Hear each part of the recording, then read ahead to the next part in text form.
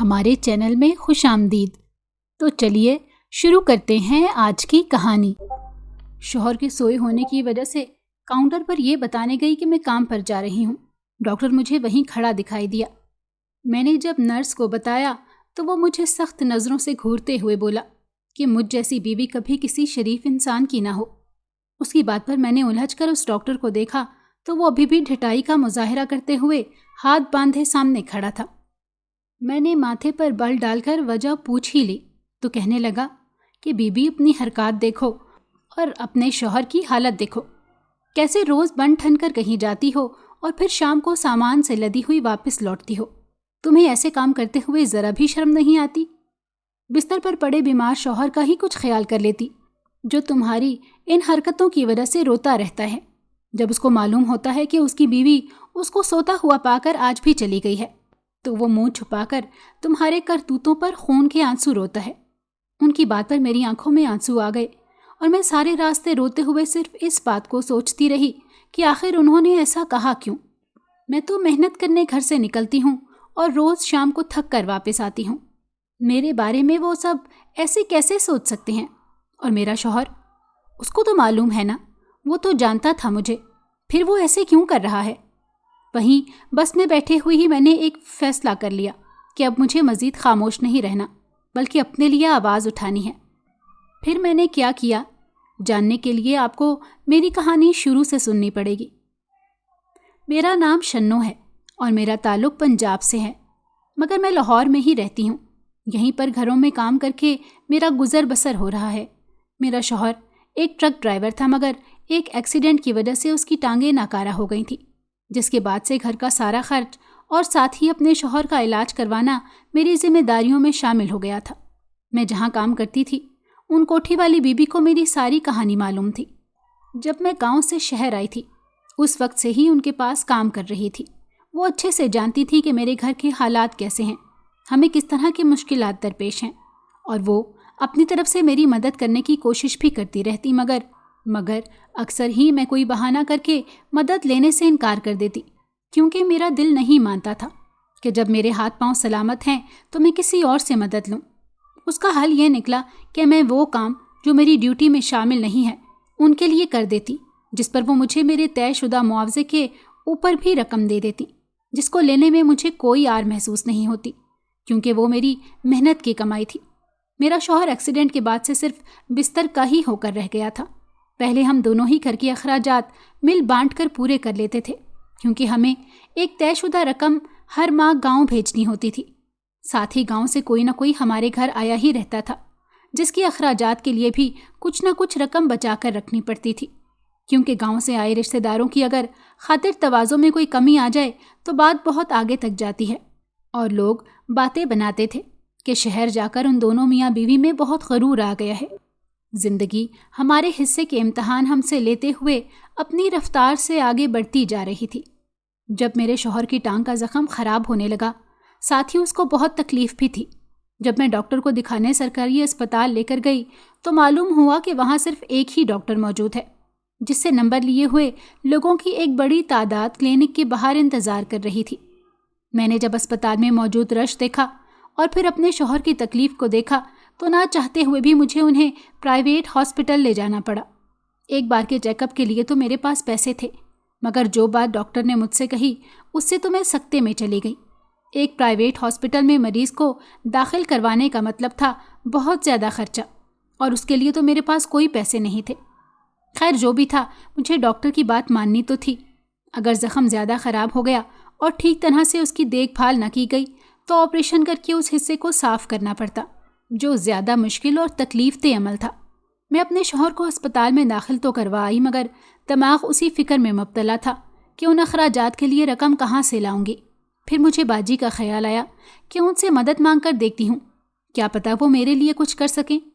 یہی سوچ کر میں نے بس پکڑی اور اپنی مالکن کے گھر چلی آئی۔ باجی مجھے دیکھ کر حیران ہوئی، کیونکہ روز اپنے وقت پر کام کے لیے آنے کی بجائے میں کبھی ایسے ان کے دروازے کے پار نہیں ہوئی تھی۔ وہ میری طرف قدرے فکر مندی سے آئیں۔ میں نے جب انہیں ساری بات تفصیل سے بتائی اور ساتھ یہ بھی کہا کہ میرے پاس علاج کے لیے رقم نہیں ہے، اگر وہ مجھے ابھی کے لیے دے دیں اور بعد میں ماہانہ تنخواہ سے ساتھ ساتھ کاٹ لیں तो मेरी परेशानी कुछ कम होगी। मेरी बात पर उन्होंने कहा कि वापसी की फिक्र न करो और जितनी भी रकम चाहिए हो मुझसे ले जाओ।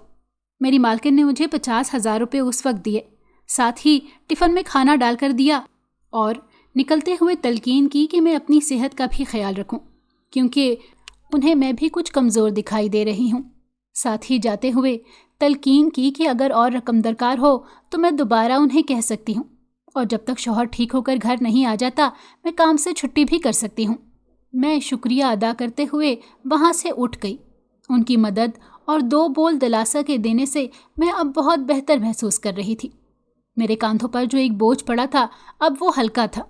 अस्पताल पहुंची तो देखा डॉक्टर राउंड पर है, मगर मुझे काउंटर पर रोककर फीस और बाकी पैसे अदा करने थे, क्योंकि उसके बगैर तो मेरे शौहर का यहाँ इलाज मुमकिन नहीं था। पैसे काउंटर पर अदा करने के बाद जब मैं कमरे में आई तो डॉक्टर उसी वक्त मेरे शौहर को देखने आया था। जब मैं उन्हें बता रही थी कि मैंने इलाज के लिए पैसों का इंतज़ाम कर दिया है तो मेरे शौहर ने मुझसे पूछा कि इतनी बड़ी रकम मैं कहाँ से लाई हूँ, जिस पर मैंने आसमान की तरफ उंगली करके इशारा किया, मगर कहा कुछ नहीं। डॉक्टर शायद हमारी बातें सुन रहा था और उसने बहुत ही अजीब अंदाज में मुझे देखा और नर्स को कुछ हिदायत करके कमरे से चला गया। मैंने ना समझी से उनको देखा, मगर ये ना जान सकी कि आखिर डॉक्टर क्या कहना चाह रहा था। वो पूरा दिन बहुत थका देने वाला था। पहले सरकारी अस्पताल में धक्के खाना, फिर इस अस्पताल लाना, डॉक्टरों की मिन्नत करना कि वो इलाज शुरू करें, मैं पैसों का बंदोबस्त करती हूँ, और फिर मालकन के घर तक का एक लंबा सफ़र तय करना और फिर वापस आना। गर्ज ये एक बहुत थका देने वाला दिन साबित हुआ था। डॉक्टर की हिदायत के मुताबिक नर्स ने मेरे शौहर को कुछ दवा दी। जब मैं वहीं रखे हुए सोफे पर ढह सी गई। नींद की देवी कब मुझ पर मेहरबान हुई मुझे समझ ना आया। सुबह सवेरे मेरी आंख डॉक्टर की आवाज़ पर खुली, जो गालिबन अभी सुबह के राउंड पर आया था और अब नर्स को कोई हिदायत दे रहा था। मैं फ़ौरन ही संभल कर उठी, तब भी डॉक्टर ने मुझे बहुत ही अजीब अंदाज में देखा, जैसे पिछली रात देखा है। नाश्ता करवाते हुए मेरे शौहर ने मुझसे दोबारा उस रकम की बाबत पूछा तो उसने अफसोस से सर हिलाया और कहा कि मुझे ऐसा नहीं करना चाहिए था। उसकी वजह से ही डॉक्टर और नर्स मुझे यूं देखते हैं। मुझे कुछ समझ नहीं आई कि आखिर सबको इस बात से मसला क्या है, मगर मेरा दिल बहुत दुखा था। मैं बार बार यही बात सोच रही थी कि डॉक्टर और नर्स कौन होते हैं, किसी इंसान की नीयत और उसके अमल पर सवाल करने वाले। अगला दिन शुरू हो चुका था। डॉक्टर की हिदायत के मुताबिक नर्स ने मेरे शौहर की टांग के जख्म की सफाई करके मरहम लगा दी थी। मेरा शौहर दवा के असर से सो गया था। अब मुझे पूरा दिन उसके पास बैठना था, मगर यूं फारिग बैठने की आदत मुझे नहीं थी। इसीलिए सोचा कि जाकर मालकिन के घर का काम कराती हूँ। हॉस्पिटल में तो वैसे भी ज़रूरत नहीं है, सब कुछ नर्स खुद ही कर रही हैं। शौहर के सोए हुए होने की वजह से मैंने काउंटर पर मौजूद किसी नर्स को बताकर जाने का फैसला किया। जब मुझे सामने से ही वो नर्स आती दिखाई दी जो उस घमंडी डॉक्टर के साथ राउंड पर आती थी, और मेरे शौहर के जख्म की सफाई भी उसी ने की थी। मैं उसकी तरफ गई और कहा कि मैं काम पर जा रही हूँ, जब मेरे शौहर जागें तो वो उन्हें बता दें। इस बात पर उन्होंने मुस्कुराकर हाँ कह दिया, मगर मुझे उस मुस्कुराहट के पीछे जैसे अपना मजाक उड़ाते हुए तंज महसूस हुआ। मगर मैं सर झटकते हुए वहाँ से चली गई। मालकन ने मुझे देखा तो बहुत खफा हुई कि मैं आज छुट्टी ही करती, वो अपना काम कर लेगी। मगर मैंने कहा कि प्राइवेट हॉस्पिटल में कहाँ किसी की ज़रूरत पड़ती है, सो मैं वहाँ फारिग नहीं बैठ सकती थी, इसीलिए काम पर आ गई। घर के छोटे छोटे काम तो उन्होंने मेरे आने से पहले खुद ही कर लिए थे, फिर भी मुझे बाकी काम करने में भी शाम तक का वक्त लग गया। जब मैं वापस जाने लगी तो उन्होंने मुझे टिफ़िन में खाना डाल कर दिया जो मैं रात को खाऊं, और साथ ही अस्पताल वापसी का किराया भी थमाया। मैंने उन्हें बहुत रोका, मगर उन्होंने मेरी एक भी ना सुनी। जब मैं हॉस्पिटल गई तो देखा नर्स मेरे शौहर को चेक करने उसके कमरे में मौजूद है। मैं वहाँ भी चली गई। जब तक वो फाइल पर कुछ लिख रही थी, मैंने टिफ़िन में से खाना निकाल कर लगाया। वो ये सब कुछ देखकर मुझे घूरने लगी, मगर मैंने उस पर ध्यान दिए बगैर अपना काम जारी रखा। खाना खुद भी खाया और अपने शौहर को भी खिलाया। उस रात भी मैं बहुत थक गई थी, इसीलिए जूं ही लेटी नींद की देवी मुझ पर मेहरबान हो गई। सुबह सवेरे डॉक्टर हस्बे मामूल राउंड पर आया तो उसकी आवाज़ से मैं जागी। उसकी आंखों में आज भी कुछ था कि मैं थोड़ा घबरा गई थी। साथ ही मैंने दिल में ये फैसला किया कि आज तो मैं डॉक्टर से इसके रवैये के मुतालिक लाजमी पूछूंगी। कुछ ही देर में मुझे ये मौका मिल ही गया। मैं जब शौहर के सोए हुए होने की वजह से काउंटर पर यह बताने गई कि मैं काम पर जा रही हूँ, डॉक्टर मुझे वहीं खड़ा दिखाई दिया। میں نے جب نرس کو بتایا تو وہ مجھے سخت نظروں سے گھورتے ہوئے بولا کہ مجھ جیسی بیوی کبھی کسی شریف انسان کی نہ ہو۔ اس کی بات پر میں نے الجھ کر اس ڈاکٹر کو دیکھا تو وہ ابھی بھی ڈھٹائی کا مظاہرہ کرتے ہوئے ہاتھ باندھے سامنے کھڑا تھا۔ میں نے ماتھے پر بل ڈال کر وجہ پوچھ ہی لی تو کہنے لگا کہ بی بی اپنی حرکات دیکھو اور اپنے شوہر کی حالت دیکھو، کیسے روز بن ٹھن کر کہیں جاتی ہو اور پھر شام کو سامان سے لدی ہوئی واپس لوٹتی ہو۔ تمہیں ایسے کام کرتے ہوئے ذرا بھی شرم نہیں آتی؟ بستر پر پڑے بیمار کا شوہر ہی کچھ خیال کر لیتی، جو تمہاری ان حرکتوں کی وجہ سے روتا رہتا ہے۔ جب اس کو معلوم ہوتا ہے کہ اس کی بیوی اس کو سوتا ہوا پا کر آج بھی چلی گئی ہے تو وہ منہ چھپا کر تمہارے کرتوتوں پر خون کے آنسو روتا ہے۔ ان کی بات پر میری آنکھوں میں آنسو آ گئے اور میں سارے راستے روتے ہوئے صرف اس بات کو سوچتی رہی کہ آخر انہوں نے ایسا کہا کیوں؟ میں تو محنت کرنے گھر سے نکلتی ہوں اور روز شام کو تھک کر واپس آتی ہوں، میرے بارے میں وہ سب ایسے کیسے سوچ سکتے ہیں؟ اور میرا شوہر، اس کو تو معلوم ہے نا، وہ تو جانتا تھا مجھے، پھر وہ ایسے کیوں کر رہا ہے؟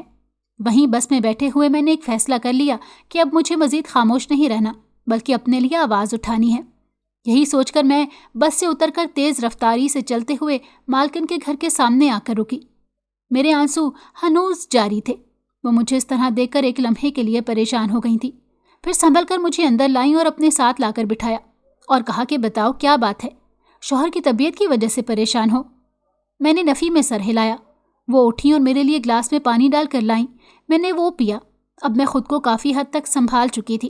میں نے انہیں ساری بات شروع سے بتائی کہ کیسے ہاسپٹل میں پہلے دن سے میری اور میرے شوہر کی بات کرنے کے بعد سے ڈاکٹر مجھے عجیب نظروں سے گھورتا تھا۔ میں جو سامان کھانے کی چیزیں آپ کے گھر سے لے کر جاتی ہوں اس پر مجھ سے سوال کیا جاتا ہے اور مجھے بری عورت سمجھا جاتا ہے۔ میں نے تو کچھ نہیں کیا، میں نے آپ سے بھی کبھی کوئی غلط بات نہیں کی، پھر کیوں یہ لوگ مجھے اس طرح سے کہہ رہے ہیں؟ آج ڈاکٹر کہتا ہے کہ میرے کام پر چلے جانے کی وجہ سے میرا شوہر روتا ہے۔ اس نے کہا کہ میری جیسی بیوی کسی شریف آدمی کی بیوی کبھی نہ ہو۔ مجھے بتائیں آخر میری کون سی چال ہے جس کو دیکھ کر ہاسپٹل کا عملہ ایسی باتیں کر رہا ہے؟ اتنے سال ہو گئے میرے آپ کے ساتھ، کبھی آپ نے میرے کردار کو کمزور پایا؟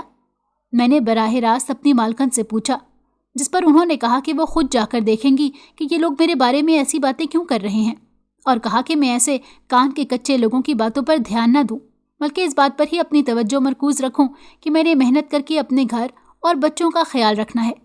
تم حلال روزی کمانے گھر سے نکلتی ہو اور تمہیں اس بات پر فخر ہونا چاہیے۔ دنیا والے چاہے جو بھی کہیں، میں جانتی تھی کہ باجی جو کہہ رہی ہیں وہ اپنی بات پر ضرور عمل کریں گی، اسی لیے میں اب قدرے پرسکون تھی۔ کام جلدی ہی ختم کر کے میں واپس ہاسپٹل کے لیے نکل گئی۔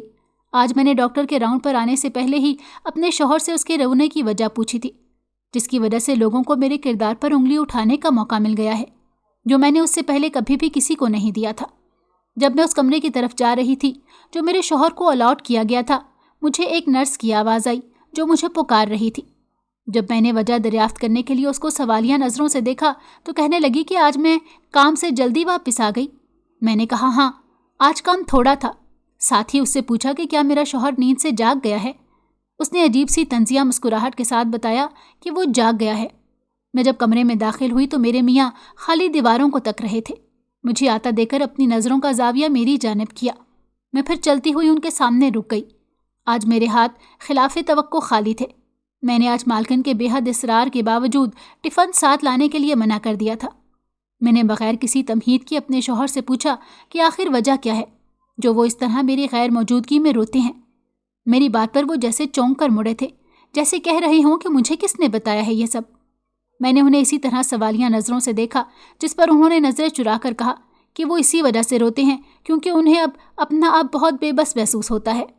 انہیں لگتا ہے ان کے ناکارہ ہونے کی وجہ سے مجھے علاج کے لیے لوگوں سے مدد مانگنے کے لیے اپنے وقار اور عزت نفس کو ٹھیس پہنچانی پڑتی ہے، اور وہ جب مجھے یوں محنت کرتے ہوئے دیکھتے ہیں تو وہ خود کو قصوروار سمجھتے ہیں۔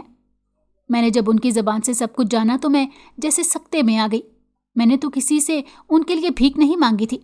مالکن سے وہ رقم میں نے ادھار کے طور پر لی تھی، اور یہ بات انہیں اس وجہ سے نہیں بتائی کہ تنخواہ میں اگلے چند ماہ کے لیے ہونے والی کٹوتی کا سوچ کر وہ پریشان نہ ہوں، مگر یہاں تو انہوں نے خود ہی سے نہ جانے کیا اخذ کر لیا، اور ہاسپٹل کا عملہ، انہوں نے ان سب میں مجھے قصوروار بنا کے میرے کردار میں کوئی مسئلہ ہے جس کی وجہ سے میرا شوہر روتا ہے۔ کچھ دیر بعد نرس نے ہمیں بتایا کہ کچھ ٹیسٹ رپورٹس آئی ہیں جن کو میں فیس دے کر کاؤنٹر سے حاصل کر لوں۔ میں نے پاؤچ میں دیکھا تو وہاں ابھی مالکن کی دی ہوئی رقم میں سے کچھ رقم رہتی تھی، اسی لیے میں باہر نکل گئی۔ کاؤنٹر کے ساتھ ہی ایک دروازہ تھا جو ڈاکٹر کا آفس تھا۔ میں نے فیس دے کر رپورٹس حاصل کی اور نرس کے کہنے پر وہ رپورٹس لے کر ڈاکٹر کے کلینک کی طرف بڑھ گئی، مگر اندر سے آنے والی آواز سن کر رک گئی۔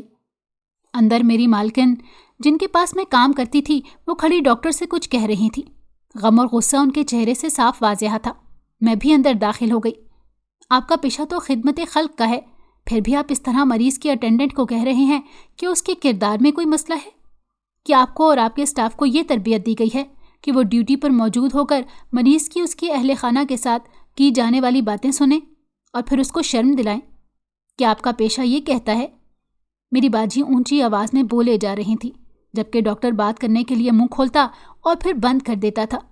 وہ شاید کوئی لفظ ڈھونڈ رہا تھا بات کرنے کے لیے، مگر باجی اس کو بولنے کا موقع نہیں دے رہی تھی۔ دیکھیں بی بی، میں نے اور میرے اسٹاف نے وہ کہا جو ہم نے دیکھا۔ کوئی بھی شریف مرد اپنی بیوی کی حرکات پر ایسے ہی روئے گا؟ شوہر بستر پر پڑا ہوا ہے اور بیگم صاحبہ روز کام کا کہہ کر سیر سپاٹے کرنے نکل جاتی ہیں، اور تو اور جب واپس لوٹتی ہیں تو ہاتھ میں پیسے، کھانے اور نہ جانے کیا کیا ہوتا ہے۔ میں پوچھتا ہوں کہ یہ سب آسمان سے گرتا ہے؟ یہ تو ہم سب کو ہی معلوم ہے کہ یہ غریب لوگ ہیں جن کو کھانے کے لالے پڑے ہوتے ہیں، ایسے میں یہ کہاں سے لاتی ہیں یہ مرغ مسلم؟ اور اس کا جواب یہ ہے کہ یہ خاتون پیشہ ور ڈاکو کی طرح لوٹ مار کر کے آتی ہیں جہاں سے ان کو پیسے اور سامان ملتا ہے۔ ڈاکٹر کی بات پر تو جیسے میں سکتے میں ہی چلی گئی۔ انہیں میں کوئی ڈاکو لگ رہی تھی؟ کوئی اس طرح سے کیسے کسی دوسرے شخص پر الزام لگا سکتا ہے؟ میری مالکن کو بھی کم غصہ نہیں آیا تھا، جس پر وہ اونچی آواز میں بولی کہ یہ عورت پچھلے کئی سالوں سے میرے گھر میں ملازمہ ہے۔ اس کے شوہر کے بیمار ہونے کی وجہ سے میں نے اس کی مالی مدد کی ہے، جس پر میں کسی کو جواب دہ نہیں ہوں۔ آپ لوگ کون ہوتے ہیں کسی کے ہاتھ میں موجود سامان سے یہ اندازہ لگانے والے کہ یہ اس کی محنت کی کمائی ہے یا چوری کی؟ پھر اس کا شوہر کیوں روتا تھا؟ ڈاکٹر نے عجیب انداز اپناتے ہوئے مجھے دیکھ کر پوچھا، کیونکہ انہیں اس بات کا دکھ تھا کہ میں ان کی بیماری کی وجہ سے لوگوں سے مدد مانگ رہی ہوں اور اس سے میری عزت نفس پر نہ سوال آئے۔ اگر اس کی بات کا پتہ نہ ہو تو اس پر یوں خود سے ہی کہانی نہیں بنا دیتے۔ میں نے ڈاکٹر کی آنکھوں میں دیکھتے ہوئے کہا، ساتھ ہی مجھے رہ رہ کر یہ خیال آ رہا تھا کہ انسان کیسے کسی کو مجبور اور بے بس دیکھ کر خود سے ہی کہانی بنا کر انہیں غلط ہونے کا احساس دلانے پہنچ جاتے ہیں۔ خدارا کسی پر انگلی اٹھانے سے پہلے اپنے گریبان میں جھانک کر دیکھ لیا کریں۔ کبھی کبھی ہمیں سمجھ نہیں آ رہی ہوتی کہ ہمارے ساتھ ہو کیا رہا ہے، زندگی چل کیسے رہی ہے اور ہمیں کہاں لے کے جا رہی ہے۔ کبھی ہمیں اپنے ہی والدین کی باتیں بری لگنے شروع ہو جاتی ہیں، کیونکہ اس وقت ہمارا اپنا دماغ کام نہیں کر رہا ہوتا۔ ہمیں کچھ سمجھ نہیں آتا کہ یہ سب جو ہو رہا ہے ہمارے ساتھ یہ کیوں ہو رہا ہے، مگر جیسے جیسے تھوڑا دماغ جگہ پر آتا ہے تو ہمیں اندازہ ہوتا ہے کہ اچھا جو ہوا تھا اس کے پیچھے یہ مصلحت تھی۔ دراصل کوئی بھی چیز بغیر کسی وجہ کے نہیں ہوتی۔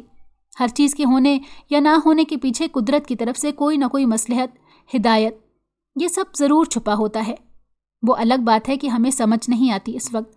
جو کچھ بھی آپ کے ساتھ ہو رہا ہو، کچھ اچانک اس پر گھبرائیں ضرور، کیونکہ نیچرل ہے، مگر فوراً سنبھلنے کے بعد غور کریں ساری بات پر، ساری وجوہات اور اس کے اثرات پر۔ آپ کو ضرور کوئی نہ کوئی مصلحت اور اچھی بات ضرور ملے گی جو آپ کے فیور میں ہوگی، جو آپ کو کچھ سکھانے کے لیے ہوگی۔ دیکھیں، اگر بچپن میں آپ کے والدین آپ کو پڑھنے کا کہتے تھے، برائی سے روکتے تھے، تب آپ کو برا لگتا تھا نا، مگر اب سمجھ آتی ہے کہ وہ ہمارے فائدے کے لیے تھا۔ اسی طرح ہر مصلحت کو خود تلاش کریں، اس سے پہلے کہ دیر ہو جائے اور وقت ہاتھ سے نکل جائے۔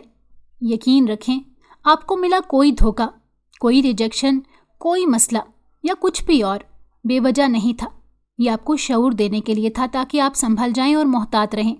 وقت اور حالات جیسے بھی مشکل کیوں نہ ہو جائیں، یہ یاد رکھیں وہ ہمیشہ نہیں رہیں گے، گزر جائیں گے، اور نیا سورج یقیناً آپ کے حق میں ہی نکلے گا۔ بس ہمت نہیں ہارنی۔ کسی کے ساتھ آپ کا تجربہ جیسا رہا ہے ضروری نہیں دوسروں کا بھی ویسا ہی ہو۔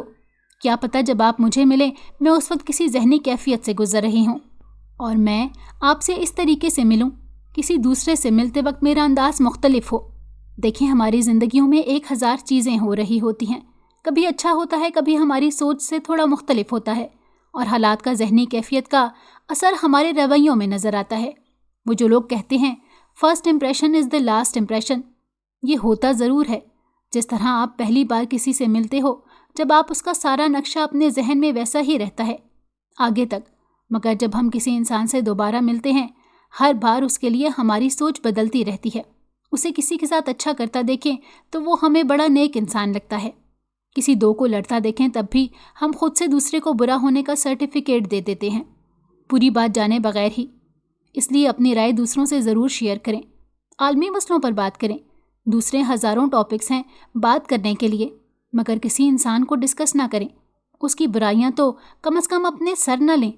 کسی کی اچھی باتوں کو اگر پھیلا سکتے ہیں تو ٹھیک، برائیوں پر پردہ ڈالنا سیکھیں. آپ سمجھدار ہیں، کسی کو دیکھ کے جان لیتے ہوں گے اس کے بارے میں، مگر کیا پتہ وہ ویسا نہ ہو جیسا وہ نظر آتا ہے. تو کہیں اس کے لیے کوئی کی ہوئی بات الزام میں نہ آ جائے. اسی لیے زبان سے کوئی بھی بات نکالنے سے پہلے دماغ کے سینسر سے ضرور گزار دیں، اور کوشش کریں کہ آپ کی بات کی وجہ سے کسی کا نقصان نہ ہو. ہم سب کو زندگی سے کوئی نہ کوئی مسئلہ تو ہوتا ہی ہے، کوئی بھی چھوٹا یا بڑا. مثلاً تھک جاتا ہوں، ٹائم ہی نہیں، سکون ہی نہیں، پیسے نہیں، کوئی دوست نہیں، رشتہ داروں سے مسائل، یہ کوئی بھی. تو سوال یہ ہے کہ جو مسئلے ہمیں واقعی بڑے لگ رہے ہوتے ہیں، جو سکون خراب کرتے ہیں ہمارا، وہ واقعی بڑی بات ہوتی ہے. یہ بھی ہمیں لگتی ہے. دیکھیں، کوئی بھی کام ہم اچھا اور بہترین پریشر میں نہیں کر سکتے. ہمیں اس کے لیے ٹھیک سے تیار ہونا ہوتا ہے. سب سے زیادہ دماغ تیار ہو ہمارا تبھی اچھا آؤٹ پٹ آئے گا. تو جب ہم کوئی بھی کام مسلسل ڈیلے کرتے ہیں اور ٹھیک ڈیڈ لائن پر جلدی میں کرتے ہیں تو ہم تھکیں گے ہی نا، ہمیں مشکل ہی لگے گا. جب ہم ساری کتاب پیپر سے پہلے والے ایک دن میں کریں گے تیار، تو مطلب تو کوئی بھی کام آسان یا مشکل نہیں ہوتا، ہمارا اسے کرنے کا انداز غلط ہوتا ہے. اب پریکٹیکل لائف کی بات لے لیتے ہیں. اس میں بھی ذرا سی کوئی چیز ہماری سوچ کے خلاف ہو، ہمیں کچھ ہونے لگ جاتا ہے، پریشان ہونے لگ جاتے ہیں. ہم دیکھیں، اب ہر کوئی ہمارے مطابق اپنی زندگی تو نہیں گزار سکتا نا. اور ایک چیز مصلحت بھی ہوتی ہے، ہمیں ہی اپنی زندگی آسان کرنی ہے، اچھا سوچ کر اور اس پر عمل کر کے بھی. ہر کام مشکل ہے، زندگی بھی کبھی کبھی ہو جاتی ہے، کیونکہ جو سبق ہمیں پیار سے سمجھا رہی تھی زندگی، ہم نے ہی اس پر آنکھیں بند رکھی تھی. بس اپنی آنکھیں اور دماغ حاضر رکھیں اور عقل کو استعمال کرتے رہیں تو سب اتنا مشکل نہیں لگے گا. اگر آپ کو ہماری کہانی پسند آئی ہو تو ہمارے چینل کو لائک کریں اور سبسکرائب کر دیں. بیل نوٹیفیکیشن کو بھی آن کر دیں تاکہ ہماری آنے والی ہر مزیدار کہانی آپ کو وقت پر ملتی رہے.